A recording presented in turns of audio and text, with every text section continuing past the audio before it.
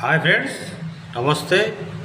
ఇక్కడ మీరు చూస్తున్నారు కదా, ఫ్రిడ్జ్లో వాటర్ స్టోరేజ్ చేసుకునేటటువంటి వాటర్ బాటిళ్ళు ఇక్కడ 100కి 4 బాటిల్ లెక్క అమ్ముతున్నారు ఫ్రెండ్స్.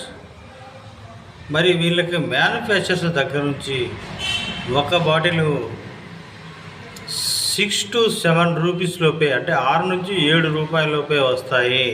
అంటే మీరు అర్థం చేసుకోండి ఫ్రెండ్స్, ఒక బాటిల్ 7 రూపాయలు చూసుకున్నా కానీ 4 బాటిళ్ళు 28 రూపాయల లెక్క వీళ్ళకి వస్తాయి.